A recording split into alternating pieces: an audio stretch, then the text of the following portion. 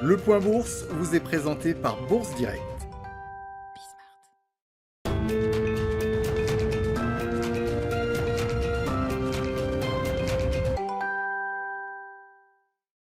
Bonjour à tous, tendance dans le rouge ce matin à la Bourse de Paris. Les marchés sont conditionnés par la crainte d'une troisième vague, des incertitudes qui sèment le doute quant à la reprise économique de 2021. Wall Street a clôturé en baisse hier, les valeurs aériennes et hôtelières faisant particulièrement les frais de ce contexte flottant. En Asie, le marché japonais encaisse une quatrième séance de baisse consécutive.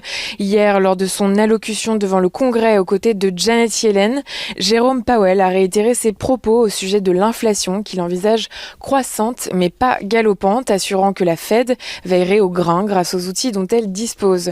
Janet Yellen, elle, a confirmé que l'argent du plan d'investissement en infrastructure que comprend le plan Biden proviendra en partie d'un accroissement de l'impôt sur les sociétés et d'une taxation de contribuables fortunés. Le rendement de l'emprunt américain à 10 ans a poursuivi sa détente. Le dollar, quant à lui, s'est un peu raffermi face à l'euro. Pour rappel, Jérôme Powell s'exprimera cet après-midi, soit la troisième fois cette semaine, toujours en compagnie de Janet Yellen, devant la commission bancaire du Sénat.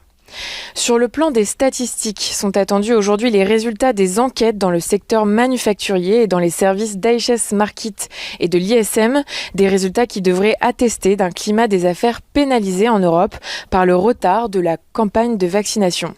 Et puis aux États-Unis, les campagnes de biens durables et les stocks pétroliers sont attendus.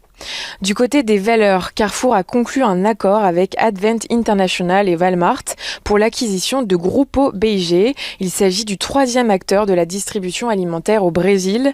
La transaction confère à Grupo BIG une valeur d'entreprise d'environ 1,1 milliard d'euros. Intel envisage d'investir 20 milliards de dollars dans la construction de 2 nouvelles usines afin de fabriquer des puces à destination des autres acteurs du secteur. Enfin, les autorités de Hong Kong ont interrompu l'utilisation du vaccin contre la Covid-19 développé par Pfizer et BioNTech en raison d'un défaut d'emballage.